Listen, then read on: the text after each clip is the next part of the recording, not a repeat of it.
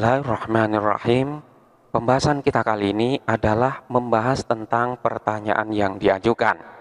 Pertanyaannya adalah masdar muawwal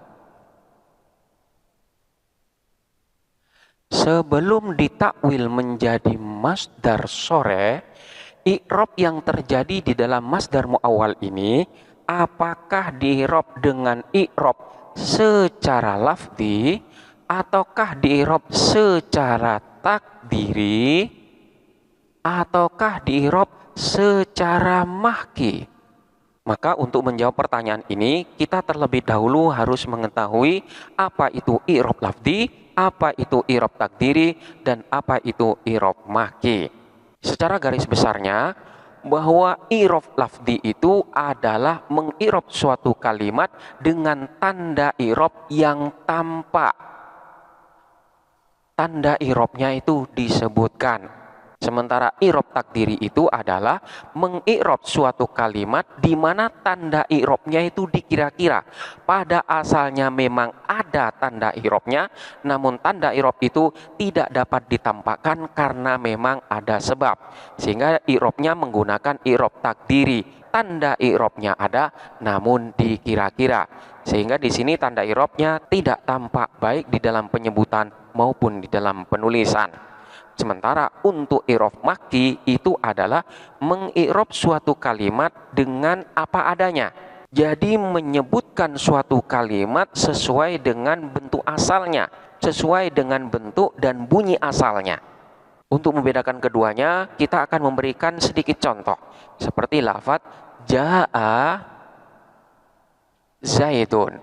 Lafaz Zaid ketika dimasukin ja'a, maka ini akan dibaca Zaidun. Ja'a Zaidun. Namun ketika lafaz ja'a ini pergi, kemudian digantikan dengan lafaz ro'aitu, maka Zaidun ini akan berubah bacaannya menjadi ro'aitu Zaidan. Selanjutnya ketika ro'aitu ini digantikan dengan huruf jermin, maka bacaan daripada Zaid ini pun akan berubah menjadi min Zaidin. Dari Zaidun, Zaidan, Zaidin, ini tanda i'rabnya tampak di dalam penyebutan. Perubahan suatu kalimat dengan tanda i'rab yang tampak semacam ini disebut dengan i'rab secara lafzi, yaitu mengi'rab suatu kalimat dengan tanda i'rab yang disebutkan secara tampak. Selanjutnya contoh i'rab takdiri seperti lafaz ja'a Musa. Lafaz Musa ini pada hakikatnya sama dengan lafaz Zaidun, di mana pada lafaz Zaid tanda i'rabnya ini tampak. Namun khusus untuk lafaz Musa ketika dalam keadaan rofa, nasab ataupun jer, ini tanda i'rabnya tidak tampak. Jadi ketika dimasukin oleh ja'a, maka tetap akan dibaca ja'a Musa. Demikian pula ketika dimasukin oleh ro'aitu, maka bacaannya juga tetap ro'aitu Musa. Dimasukin oleh huruf jer bi, maka tetap bacaannya bi Musa. Sebenarnya tanda i'rab yang ada pada lafaz Musa ini ada, yaitu ketika dimasukin oleh lafaz ja'a, maka Musa ini akan dalam keadaan rofa sebagai fa'il daripada ja'a. Maka tanda rofa'nya sama dengan lafaz Zaid, yaitu dengan dhammah. Demikian pula ketika dimasukin oleh ro'a itu, maka Musa ini akan dalam keadaan nasab dan tanda nasabnya dengan menggunakan fathah sama dengan lafaz Zaid. Dan ketika dimasukin oleh huruf jer, maka Musa ini dalam keadaan jer dan tanda jernya pun sama dengan lafaz Zaid, yaitu dengan kasroh. Namun semua tanda i'rab dhammah, fathah ataupun kasroh ini tidak bisa ditampakkan. Hal itu karena adanya sebab. Sebabnya apa? Salah satunya untuk di dalam lafaz Musa ini penyebabnya adalah karena huruf akhirnya berupa huruf alif, di mana huruf alif ini tidak dapat dikasih harkat. Perlu diketahui bahwa semua tanda i'rab yang berupa harkat itu letaknya berada pada huruf akhir dari suatu kalimat. Jadi ketika lafaz Zaid, maka tanda i'rab yang berupa fathah itu terletak pada huruf dal. Demikian pula pada lafaz Musa, semua tanda i'rab itu terletak pada huruf alif. Namun di sini tanda i'rabnya semuanya tidak dapat ditampakkan. Jadi Musa ada dhammahnya. Dhammahnya tidak dapat ditampakkan karena huruf alif tidak bisa menerima harkat. Musa dalam keadaan nasab, tanda nasabnya dengan fathah. Fathahnya pun tidak dapat ditampakkan karena alif tidak bisa diberi harkat. Begitu juga tanda i'rab yang berupa kasrah. Maka pada lafadz Musa ini diterapkanlah i'rab secara takdiri, yaitu mengira-ngira tanda i'rab yang ada. Sebenarnya ada tanda i'rabnya, namun tidak dapat ditampakkan karena adanya sebab. Ini adalah mengi'rab secara takdiri. Selanjutnya, i'rab mahki. I'rab mahki itu mengi'rab suatu kalimat dengan apa adanya.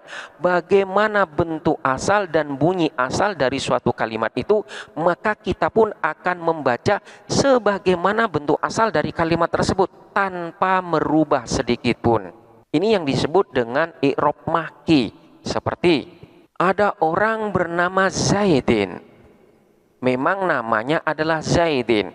Maka ketika dimasukin oleh lafadz ja'a, kita pun akan membaca ja'a Zaidin. Demikian pula ketika dimasukin oleh ro'aitu, maka kita pun akan membaca ro'aitu Zaidin. Demikian pula ketika dimasukin oleh huruf jermin, kita pun tetap akan membaca min Zaidin. Zaidin ini tetap dalam kondisi dan bentuk asalnya tanpa adanya perubahan sedikit pun. Jadi membaca lafadz Zaid sebagaimana bentuk dan bacaan asalnya. Inilah yang disebut dengan i'rab mahki. Lalu bagaimana tanda i'rab daripada i'rab mahki ini? Maka untuk lafadz Zaid itu kita mengi'rab secara takdiri. Jadi pada asalnya tanda i'rabnya itu ada, namun tidak bisa ditampakkan karena sebab. Seperti lafadz Zaid. Zaid ini sebenarnya ketika dalam keadaan rofa, tanda rofanya dengan menggunakan dhammah. Lalu mana dhammahnya? Dhammahnya ini tidak dapat ditampakkan karena memang kita akan membaca lafadz Zaid sebagaimana bentuk dan bacaan asalnya. Karena memang itu nama asalnya adalah Zaidin, kita pun tetap akan membaca ja'a Zaidin. Lalu apakah boleh kita membaca dengan lafadz Zaidun? Karena memang dalam keadaan rofa sebenarnya diperbolehkan. Pada asalnya kita bisa membaca lafadz Zaid ini dengan lafadz Zaidun. Karena memang pada asalnya dia dalam keadaan rofa dengan dhammah. Demikian pula ketika dalam keadaan nasab kita bisa pula membaca Zaidan. Karena memang sesuai dengan kaidah isim mufrad ketika nasab dengan menggunakan fathah. Demikian pula kita bisa membaca dalam keadaan jar dengan menggunakan kasroh Zaidin. Jadi sebenarnya pada hakikatnya tanda i'rabnya ini ada, namun semuanya tidak dapat ditampakkan karena memang kita ingin membaca lafadz tersebut sesuai dengan bentuk dan bacaan asalnya. Ini adalah i'rab mahki. Dan sebenarnya di sini ada i'rab yang lain, yaitu berupa i'rab secara mahalli. I'rab secara mahalli itu adalah mengi'rab suatu kalimat dengan tanpa menampakkan tanda i'rab yang berupa harkat karena tanda i'rab tersebut pada asalnya memang tidak ada. Berbeda dengan i'rab secara takdiri. I'rab secara takdiri itu tanda i'rab yang berupa harkat ini sebenarnya ada. Seperti lafadz Musa, ini ada dhammahnya, ada fathahnya, ada kasrohnya. Namun semuanya ini tidak dapat ditampakkan karena suatu sebab. Untuk i'rab secara mahalli, semua tanda i'rabnya itu tidak dapat ditampakkan karena memang pada asalnya tidak ada tanda i'rabnya. Hanya saja secara kedudukan kalimat tersebut dalam keadaan rofa atau dalam keadaan nasab atau dalam keadaan jar, demikian pula dalam keadaan jazm. Hanya i'rabnya saja yang berbeda-beda sesuai dengan kedudukannya, namun tanda i'rabnya tidak bisa diberikan. Contohnya seperti lafadz anta katabta.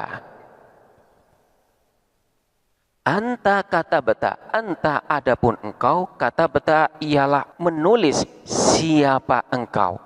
Anta ini adalah isim dhamir yang dalam keadaan rofa sebagai mubtada. Karena lafadz anta ini termasuk isim dhamir, maka hukumnya adalah mabni, dan kalimat yang mabni adalah kalimat yang keadaan huruf akhirnya tidak dapat dirubah. Jadi untuk lafadz anta ini selamanya akan dibaca anta, manakala dikendakin maknanya adalah mufrad mudzakkar mukhatab, yaitu bermakna kamu laki-laki. Beda halnya manakala bermakna kamu perempuan, maka nanti akan menjadi anti. Anti ini pun hukumnya mabni sehingga selamanya akan dibaca anti. Karena memang termasuk kalimat yang mabni, maka di sini tidak bisa diberi tanda i'rab. Jadi ketika dikatakan lafadz anta ini dalam keadaan rofa sebagai mubtada, lalu mana tanda i'rabnya? Tanda i'rabnya tidak ada, karena memang kalimat tersebut adalah kalimat mabni. Demikian pula untuk lafadz katabta. Katabta telah menulis. Siapa kamu? Yang memiliki mana kamu? Ini adalah dhamir ta. Ini dalam keadaan rofa sebagai fa'il, dan fa'il itu hukumnya adalah harus rofa. Tanda rofanya tidak ada, karena memang ta sendiri adalah kalimat mabni. Kalimat semacam ini di-i'rab secara mahalli, hanya kedudukannya saja yang dalam keadaan rofa, namun tanda i'rabnya tidak ada. Penjelasan tentang i'rab lafzi, i'rab takdiri, i'rab mahalli ataupun i'rab mahki ini telah dibahas pada pembahasan sebelumnya. Silahkan dipelajari kembali. Selanjutnya kembali kepada pertanyaan asal, yaitu masdar mu'awwal. Sebelum masdar mu'awwal itu ditakwil kembali kepada masdar sore, apakah i'rab daripada masdar mu'awwal ini di-i'rab dengan lafzi, takdiri, mahalli atau secara mahki? Maka kita akan membuat sebuah contoh seperti lafadz uridu an adhaba ila suqi. Uridu, saya ingin, an adhaba, kepada akan pergi siapa saya, ila suqi, ke pasar. Saya ingin pergi ke pasar. Di sini kita perhatikan lafadz an adhaba. Pada asalnya adalah lafadz adhaba ini adalah merupakan susunan dari jumlah fi'liyah, yaitu susunan yang terdiri dari fi'il dan fa'il. Selanjutnya, susunan jumlah fi'liyah ini ditakwil masdar dengan menggunakan huruf masdar yang berupa an. Dengan demikian, kalimat fi'il yang merupakan jumlah fi'liyah yang telah ditakwil masdar ini memiliki hukum yang sama dengan masdar. Sehingga manakala nantinya jumlah fi'liyah yang sudah ditakwil ini ditakwil dengan masdar, maka memiliki hukum yang sama dengan masdar, yaitu memiliki hukum sebagaimana kalimat isim. Maksudnya bagaimana? Kita ketahui bahwa maf'ul ini adalah merupakan kedudukan yang harus berupa kalimat isim. Tidak boleh maf'ul bih berupa kalimat fi'il, harus berupa kalimat isim.